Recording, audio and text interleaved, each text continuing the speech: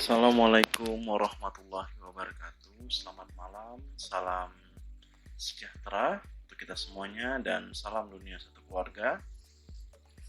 Pada pertemuan kita yang kelima, kita akan kembali lagi membahas mengenai kesetimbangan partikel dan free body diagram.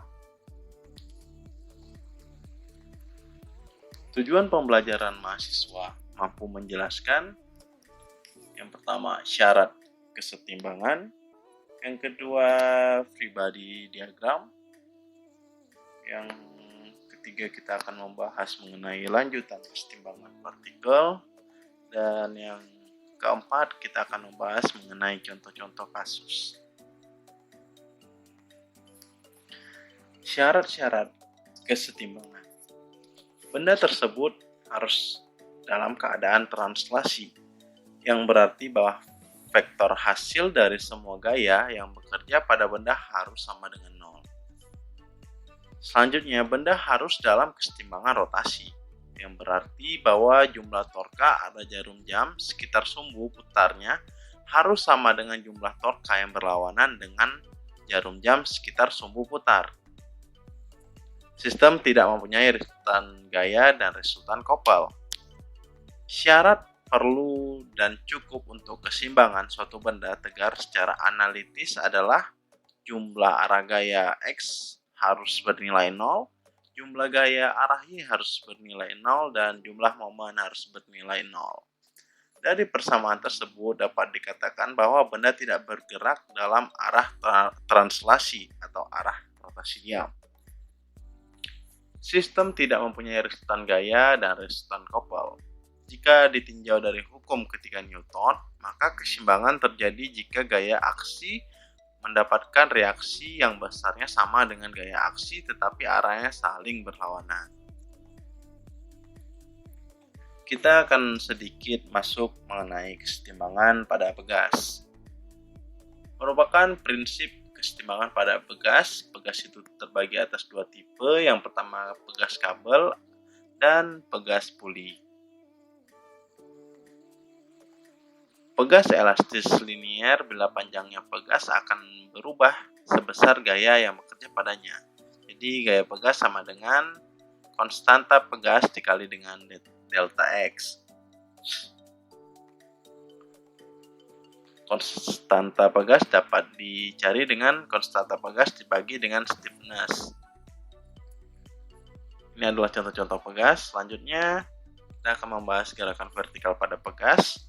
Semua pegas memiliki panjang alami, sebagaimana tampak pada gambar. Ketika sebuah benda dihubungkan ke ujung sebuah pegas, maka pegas akan merenggang, nama panjang. Sejauh Y, pegas akan mencapai titik kesetimbangan jika tidak diberikan gaya luar, ditarik atau digoyangkan. Contoh-contoh soal pegas. Jadi sebuah pegas mempunyai nilai stiffness, nilainya K sama dengan 500 Newton per meter, dan panjang awal 0,4 meter. Pegas tersebut ditarik dengan panjangnya menjadi 0,6 meter. Berapakah gaya yang dibutuhkan ketika pegas tersebut ditekan? Ukurannya menjadi 0,2, maka berapakah gaya yang dibutuhkan? Jadi langsung saja kita masukkan rumusnya. Gaya pegas sama dengan konstanta pegas dikali dengan delta X sama dengan K sama dengan panjang awal dikurang panjang akhir. Jadi kita masukkan saja nilainya. Ini nilai konstanta pegas adalah 500 Newton per meter dikali panjang awal dikurang panjang akhir sama dengan M gaya pegas sama dengan 100 Newton. Dan yang untuk B sama, ini ketika pegas tersebut ditekan ukurannya menjadi 0,2. Jadi tinggal kita masukkan saja 500 Newton per meter dikali 0,2 dikurang 0,4 sama dengan gaya pegas sama dengan minus 100 Newton. Jadi kesimpulannya ialah jika delta X plus maka F ditarik. Jika delta X bernilai minus maka F ditekan. Jadi kira-kira begitulah contoh-contoh soal pegas. Selanjutnya, free body diagram atau diagram benda bebas ialah suatu gambar yang menunjukkan gaya-gaya yang bekerja pada suatu partikel, baik gaya yang sudah diketahui ataupun belum. Tanpa free body diagram, penyelesaian kesetimbangan akan mengalami kesulitan dalam perhitungannya. Tahapan membuat free body diagram, yang pertama gambar bentuk outline-nya. Bayangkan bahwa partikel diisolasi dari sekeliling dan sekitarnya. Selanjutnya, tunjukkan semua gaya yang bekerja seperti active force, gaya akan cenderung membuat partikel bergerak. Yang selanjutnya, reactive force, gaya yang berusaha membuat partikel tidak bergerak. Selanjutnya, identitas masing-masing gaya. Untuk gaya yang sudah diketahui, diberi tanda dan besar arahnya. Untuk gaya yang belum diketahui, beri simbol beserta arahnya. Selanjutnya, kesetimbangan pada sistem koplanar. Jadi di sini ada contoh soal ya. Di sini dapat kita lihat kalau ini merupakan pelampung yang diikatkan di aliran sungai ya. Jadi ada flow. Di sini ada flow, di sini ada titik dari A ke C, A ke E, dan A ke B. Masing-masing panjang titik dari A ke C berkisar senilai 4 feet dan A ke E senilai 4 feet. Di sini panjang sudut betanya adalah 1,5 feet dan panjang sudut alfanya 7 feet. Jadi kita disuruh tentukan gaya tarik yang ditimbulkan pada kabel AC. Selanjutnya kita langsung saja membuat penyelesaiannya, yaitu karena diketahui tadi betanya 20,56 derajat dan alfanya juga 60,26 derajat, TAB-nya 40 pounds dan TAE-nya 60 pounds.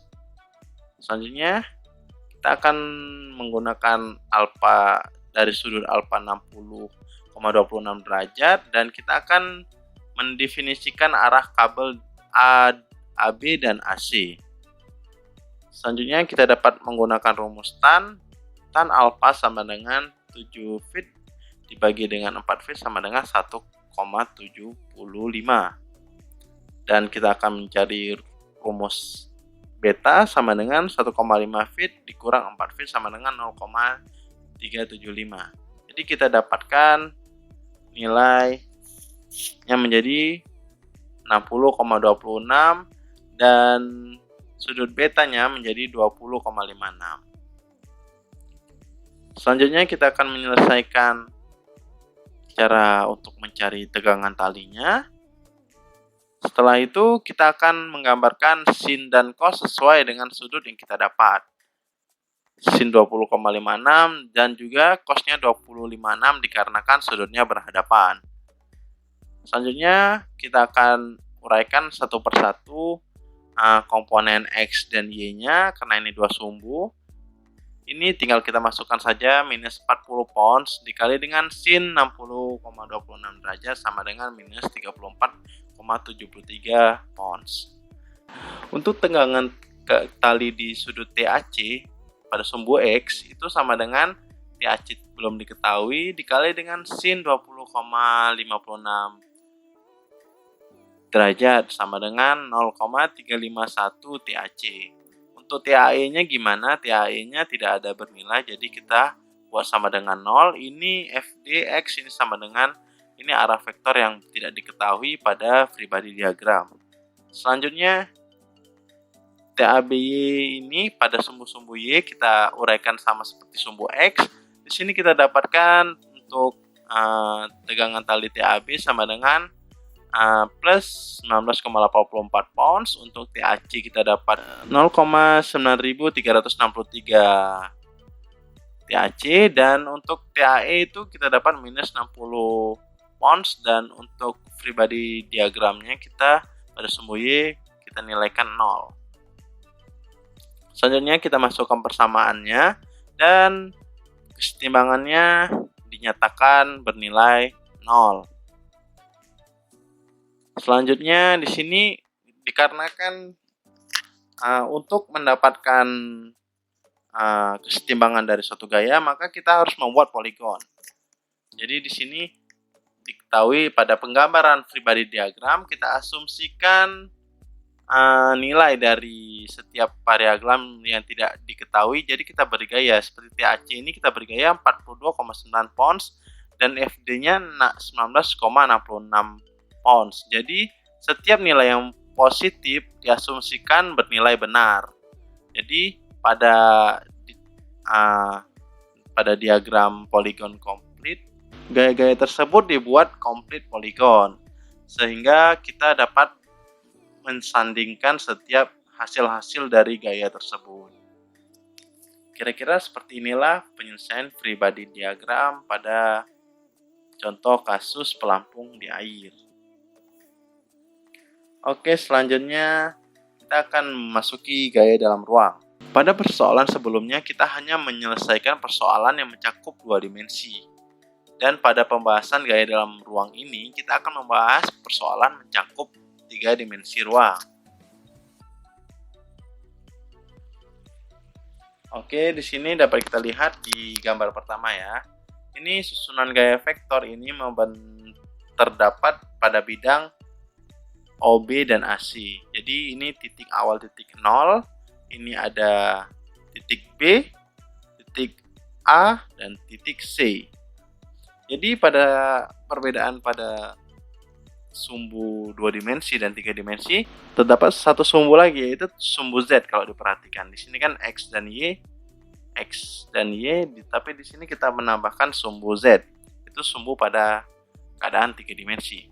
Selanjutnya penyelesaian gaya horizontal pada gaya partikel. Selesaikan resultan gaya pada gaya komponen partikel dan komponen horizontal.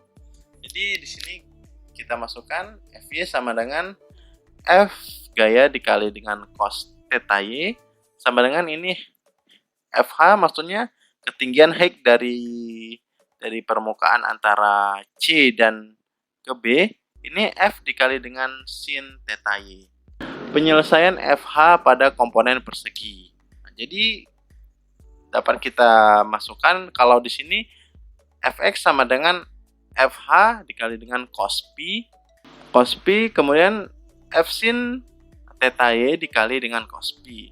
Fy sama dengan Fh dikali dengan sin P sama dengan F sin theta Y dikali dengan sin P.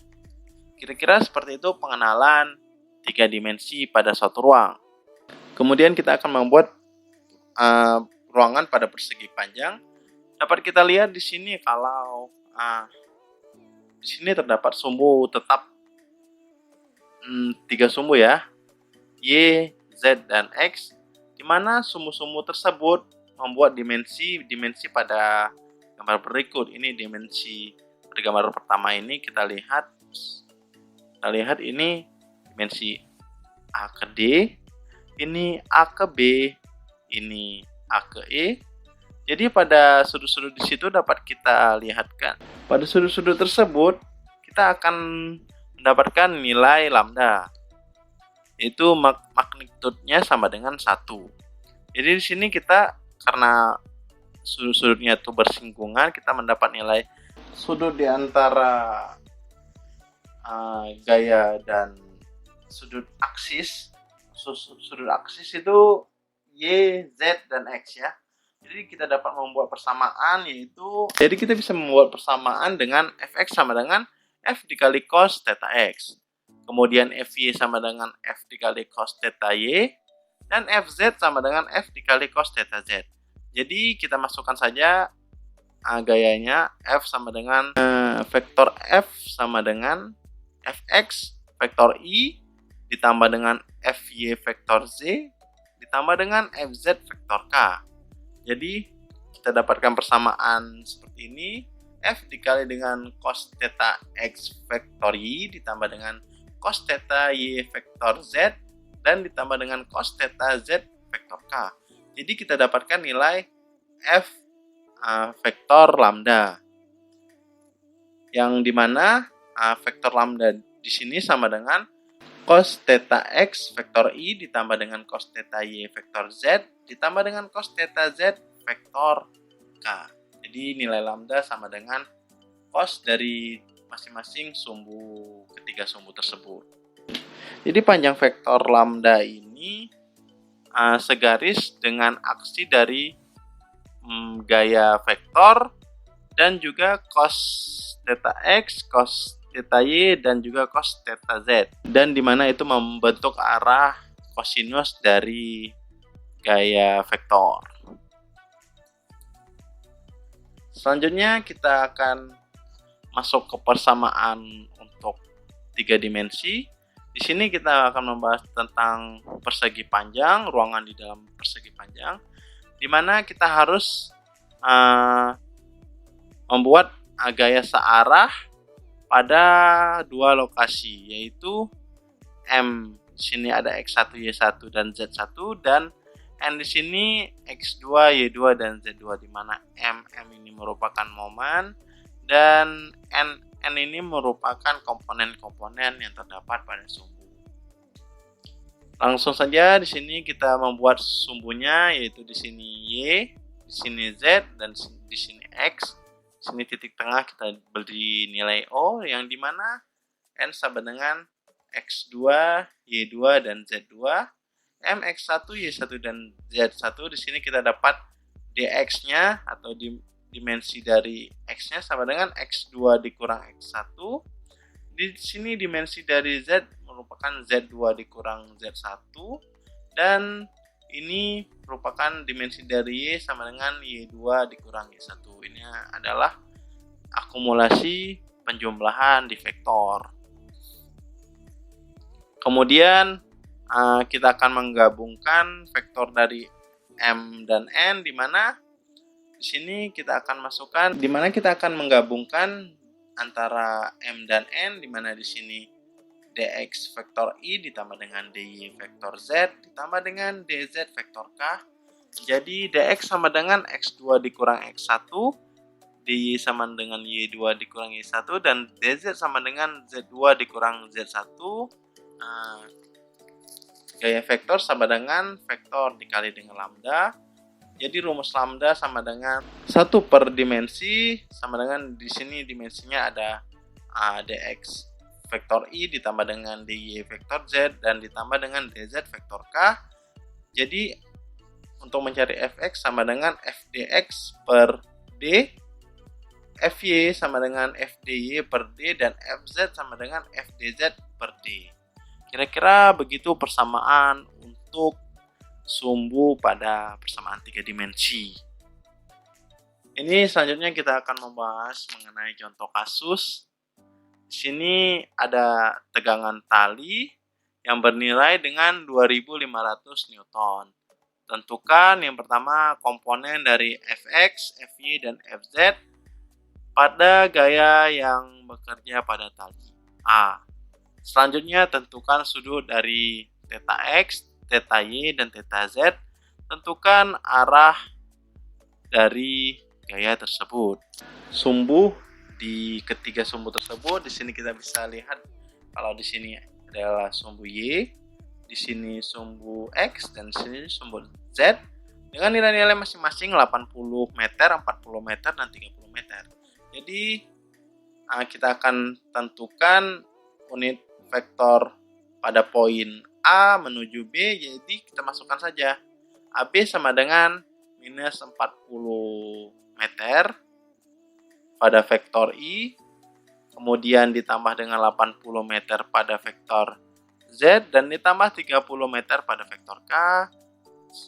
Kita gunakan rumus Pythagoras, yaitu kita akarkan, kemudian kita dapatkan hasil 94,3 meter. Kemudian untuk mencari gayanya bagaimana? Gayanya langsung saja, karena tadi kita sudah mengetahui tegangan talinya 2500 Newton, kita bagikan saja dengan 94,3 meter, lalu kita kalikan dengan masing-masing gaya dari sumbu tersebut. Maka kita akan mendapatkan nilai dari Fx sama dengan minus 1060 Newton, Fy sama dengan 2120 Newton, dan Fz sama dengan 795 Newton. Ini merupakan gaya masing-masing dari ketiga sumbu tali tersebut. Selanjutnya, sudut-sudut baru yang terbentuk. Di sini kita lihat sudut-sudut baru itu membentuk lambda ya.